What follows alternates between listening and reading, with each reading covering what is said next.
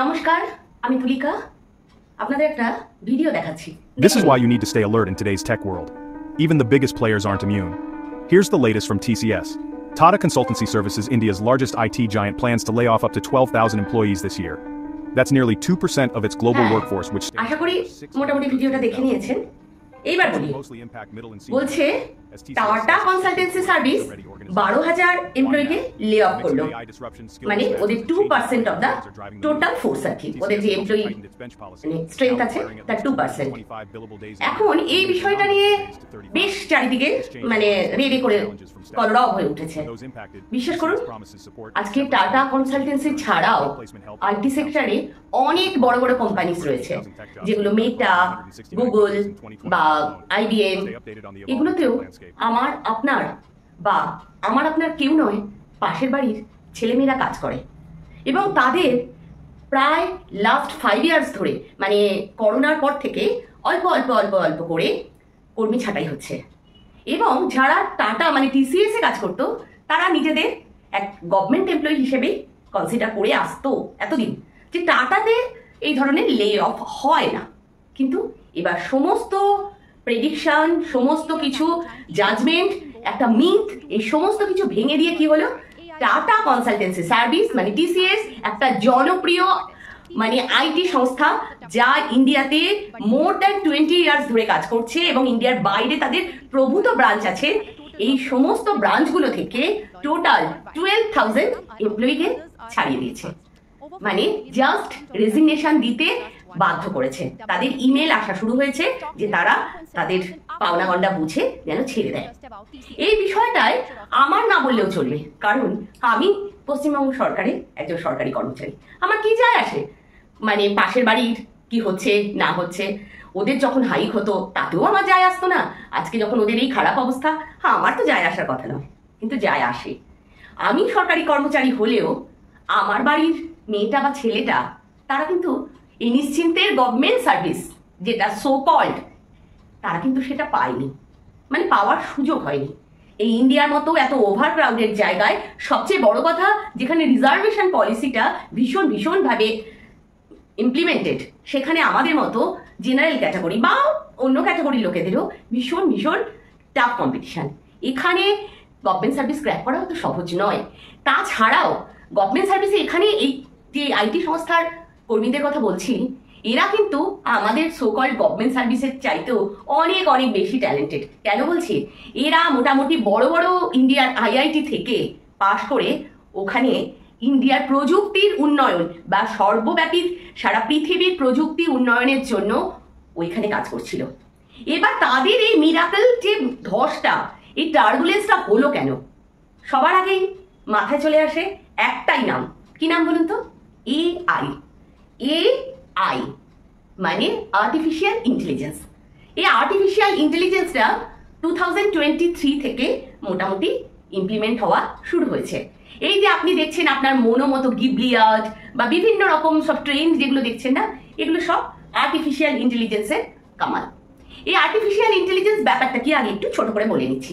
Artificial intelligence হচ্ছে মানে মানব বুদ্ধিমত্তাটাকে কৃত্রিম বুদ্ধিমত্তায় ট্রান্সফার করা। কিরকম, যে একটা মানুষ, যেগুলো আগে অনেকগুলো মানুষ সেই মানুষটা সেই কাজগুলোকে করতো, সেখানে একজন বা আরেকটা মেশিন যদি তাদের কিছু প্রম্পট দেয় যে আমাকে এই ধরনের ডেটা চাই, আমি এখন হিমালয়ের চূড়ায় গেলে কেমন ওয়েদার থাকবে এবং সেখানে আমি কি সার্কামস্টেন্সেস ফেস করব, সেই অনুযায়ী একটা ডিটেলস পাঠাও।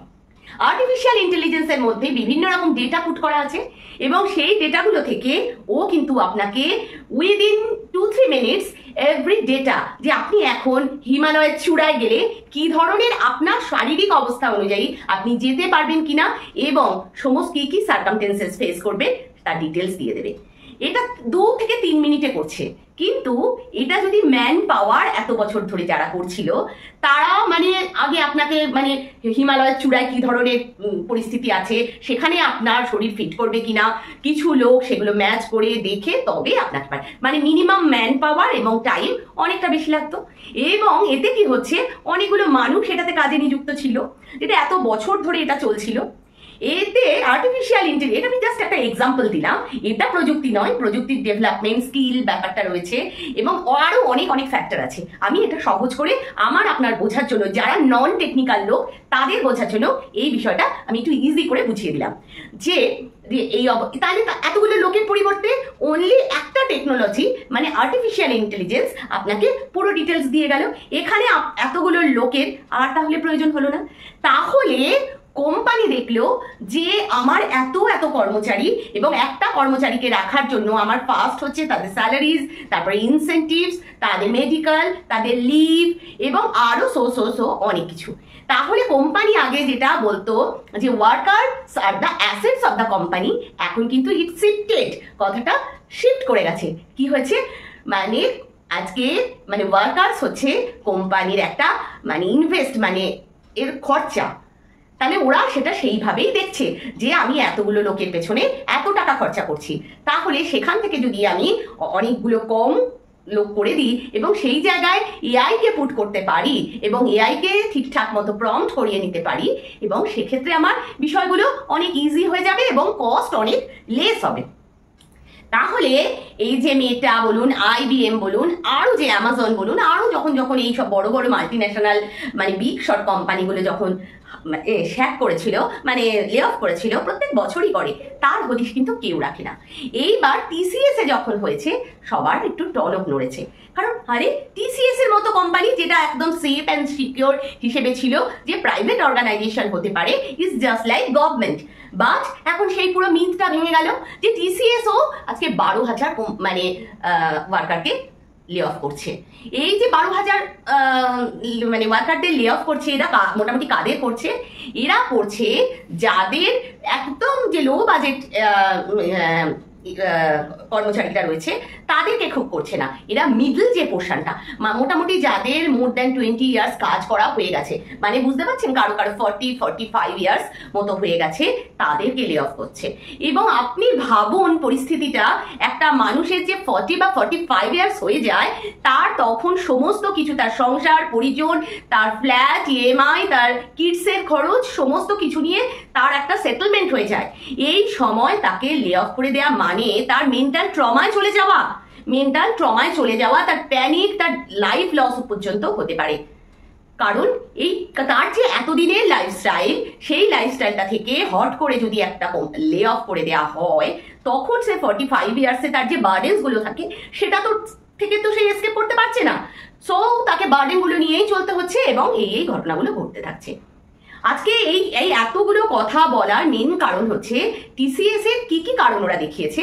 মোস্টলি তারা দেখাচ্ছে যে তাদের স্কিল মিসম্যাচ। আর এই স্কিল মিসম্যাচ এই ধরনের কথা, ভুয়ো কথাবার্তার কোনো ভ্যালু হয় না। একটা যারা 20-25 ইয়ার্স ধরে TCS এত বড় একটা টেকনোলজি সংস্থায়, তারা কি এড়াগাড়া স্টুডেন্ট নাকি? তারা সেই সময়ে একটা দুর্দান্ত মানে IT মানে তখন আমরা জানতাম ইঞ্জিনিয়ারিং যারা পড়ছে তাদের মোস্ট অফ দ্য প্লেসমেন্ট এই বড় বড় ITতেই হয় এবং সেইখানে তারা চান্স পেয়েছে। তারা যে কোনো স্কিলের সাথে ম্যাচ করতে তাদের সময় লাগবে না, তবু বলছে স্কিল মিসম্যাচ। কারণ এটা কোনো কথা হলো? এবং বলছে যারা অন সাইট মানে ইন্ডিয়ার বাইরে বাইরে যেসব আছে তারা সেই পরিমাণে প্রজেক্ট পাচ্ছে না। আরে বাবা, এটা তো হওয়ারই ছিল, বিশ্বব্যাপী যুদ্ধ লেগে গেছে, আরো বিভিন্ন রকম বিভিন্ন জায়গা, রাশিয়া, ইউক্রেন, ইসরায়েলের সাথে ইরাক, ইসরায়েলের সাথে প্যালেস্টাইন, আমাদের আমেরিকা সারাক্ষণ থ্রেটনিং দিয়ে আমাদের ইন্ডিয়ার ট্যারিফ বাড়িয়ে দিচ্ছে, মানে একদম সো লট অফ থিংস। চায়নার সাথে তো সম্পর্কের এই অবস্থা, তো ন্যাচারালি বিশ্বব্যাপী সমস্যা ছিলই। তাহলে স্কিল মিসম্যাচ কথাটা একেবারে মানে ভুয়ো কথা। কারণ তাদের স্কিল ট্রেন্ড হতে তাদের কতদিন সময় লাগতো, তারা এত বড় ট্যালেন্টেড লোকেরা। সো এটা একদমই বাজে কথা। তা সত্ত্বেও আমি এত কিছু কথা এই জন্য বললাম যে আপনারা এই যে ভিডিওটা দেখছেন, দয়া করে ভিডিওটা সোয়াইপ করে চলে যাবেন না, কারণ এইগুলো নিয়ে সরকারের বা আপনার আমারও চিন্তা করার মতো সময় এসছে। শুধু যে IT সেক্টরে AI এসছে তা নয়, আজকাল সমস্ত জায়গায় কিন্তু AI ঢুকছে। আপনার গ্রসারি শপে যে ছেলেটা কাজ করে সেখানে পর্যন্ত AI ঢুকে যাবে, যার জন্য বিল করতে হবে না, কিছু করতে হবে না, AI তো সব করে দেবে। আপনি মোড়ে যে জিনিসপত্র কিনতে যান বা রিলায়েন্সে যে জিনিসপত্র কিনতে যান, দুটো ছেলেকে দেখেন কাজ করছে, প্যাকিং করছে বা বিল করছে। প্যাকিংটা না হয় সেই করলো, কারণ তাহলে রোবট তো করতে পারবে না, তাও রোবটও করে দিতে পারে। এবার কিন্তু বিলিংটার তো জন্য লোকের প্রয়োজন নেই, অটোমেটিক স্ক্যান করে বিল হয়ে যাবে, ন্যাচারালি দুটো লোকের জব চলে গেল। মানে কিভাবে এআই প্রত্যেকটা সেক্টরে পেনিট্রেট করে আজকে এই অবস্থা করে দিচ্ছে। কিন্তু আমাদের নতুন নতুন টেকনোলজির সাথে আপস্কিল হওয়া ছাড়া উপায় নেই। সো আমাদের কি করতে হবে, ফার্স্ট অফ অল যে সেক্টরগুলোতে আপনাকে তো আপস্কিল হতেই হবে। ইফ ইউ আর মানে আইটি বা আইটি আপনার পরিবারের আইটি রিলেটেড বা আইটি নাই রিলেটেড হন, কিন্তু নতুন নতুন টেকনোলজির সাথে আপনাকে কাজ করবার জন্য গভর্নমেন্ট সেক্টরেও কিন্তু বিভিন্ন কদিন পরেই এই ধরনের প্রোগ্রামিং অবশ্যই আসবে, এবং তখন আপনি না পারলে আপনি পিছিয়ে পড়বেন এবং আপনাকে ভিআরএস দিয়ে দিতে পারে। সো তার জন্য আপনাকে নতুন স্কিলের সাথে নিজেকে অ্যাডাপ্ট করতে হবে। নাম্বার 2 যেটা হয়েছে, আপনি যেই ধরনের সেক্টরে মানে এআইটা ঢুকতে কম পারবে, ধরুন মেডিকেল সেক্টরে, আপনার শরীরের অনুযায়ী আপনার পেটে ব্যথা, মাথা ব্যথা, বিভিন্ন কষ্ট আপনি এআইকে জানিয়ে দিলেন, এআই একটা ওষুধ দিল, কিন্তু এআই আপনার চোখটা দেখে বুঝতে পারছে না যে আপনার ব্লাডের কনসেন্ট্রেশনটা কিরকম হতে পারে, বা আপনার জিভটা সে ছবি দেখে বুঝতে পারছে না যে জিভটাতে দেখে যে আপনার পেটের প্রবলেমটা আছে কিনা, বা পেটটা টিপছে না যে আপনার ঠিক এক্স্যাক্টলি কোন জায়গাটায় ব্যথা। তার জন্য মেডিকেল সেক্টরগুলো এখনো পর্যন্ত অনেকটাই ভালো জায়গায় আছে। আরেকটা জায়গা, আপনি যদি মানে হাতের কিছু কাজ করতে পারেন, মানে ধরুন আপনি ইলেকট্রিক মিস্ত্রি, ওখানে এআই আপনাকে কাজ করতে পারবে না, আপনাকেই করতে হবে। আপনি কাঠ মিস্ত্রি, লজ্জা লাগছে, আপনাকে কেউ রিপ্লেস করতে পারবে না, কারণ আপনি ওই কাজটা জানেন। আপনি স্টিচিং জানেন, আপনাকে কেউ রিপ্লেস করতে পারবে না, কারণ আপনি ওটা সবচেয়ে সুন্দরভাবে করতে পারেন। আর একটা ব্যাপার, এই প্রতিযোগিতামূলক জায়গায় যদি আপনাদের বা আমাদের ছেলে মেয়েদের সবাইকে টিকে থাকতে হয়, তাহলে নতুন নতুন স্কিলের সাথে আমাদের সব সময় আপগ্রেড করতে হবে। এছাড়া কিছু উপায় নেই। গভর্নমেন্টকে যতই প্রেশারাইজ করা হোক যে এই পরিমাণ স্টাফ রাখতে হবে আর এই জায়গায় এআই আসতে পারে, এই জায়গাগুলোকে রেস্ট্রিকশন করা হোক যেন এআই ঢুকতে না পারে, তা সত্ত্বেও এটা একদম অবশ্যম্ভাবী এআই সব জায়গাতে ঢুকবে, কিচ্ছু করা নেই। মানে খুব খারাপ লাগছে, আমি বিভিন্ন ভিডিও দেখছি, বিভিন্ন কিছু চোখে পড়ছে, বাধ্য হলাম এই ভিডিওটা করতে। আমার এই চ্যানেলটাতে আমি নর্মালি আমার লাইফের সমস্ত কিছুই টুকটাক বলি, আর সবচেয়ে বড় কথা, আমি নিজে একজন যেহেতু স্কুল টিচার, এবং আমার মনে হয় যে আমরা এত গা বাঁচিয়ে চলতে পারি না, আমাদের কিছু দায়িত্ব থাকে। হয়তো ভিডিওটা আমার সাবস্ক্রাইবার কম বা কেউ দেখে না বা পাত্তা দেয় না, কিন্তু বিশ্বাস করুন আপনাদের সবার যাতে এইগুলো মাথায় যায়, পৌঁছায় এবং ভাবতে পারেন, সেই জন্যই আমার ভিডিও করা। সবাই একটু সচেতন থাকবেন, এবং আমার মনে হয় টেনশন তো সবারই হচ্ছে, এবং টেনশন হওয়ার সাথে সাথে আপস্কিল করাটাও কিন্তু রিসেন্ট প্রয়োজন। আমার 50 বছর হয়ে গেছে, আমার 40 বছর হয়ে গেছে, আমি আর কি করে শিখবো, এ কথা বললে কিন্তু চলবে না। আমাদের যতদিন বাঁচতে হবে ততদিন নতুন নতুন শিখতে হবে, সব কিছুতে আপস্কিল করতে হবে নিজেকে, না হলে এই প্রতিযোগিতামূলক জায়গায় টিকে থাকা সত্যি বড় কঠিন। সবাই ভালো থাকবেন, আর আমার চ্যানেলটা সাবস্ক্রাইব করবেন, আশা করি ভালো থাকবেন। আর কি বলবো, আমি আইটি সংস্থার জানি একটা অবস্থা, একটা বিশাল ধস নেমেছে, আশা করছি আবার একটা নতুন কিছু হোপের সঞ্চার অবশ্যই ঘটবে। Hope for the best, everyone keep hope. নমস্কার। অবশ্যই ব্লগার তুলিকায় আপনাদের আবার সুন্দর সুন্দর কমেন্ট দেখতে চাই। সবাই আমাকে মতামত দিন, এবং কিভাবে চ্যানেলটাকে আরো ভালো করে সুন্দর করে কিছু বলা যায়, মানুষের উপকারে লাগে, সেই বিষয়ে মতামত দিন। নমস্কার, ভালো থাকবেন।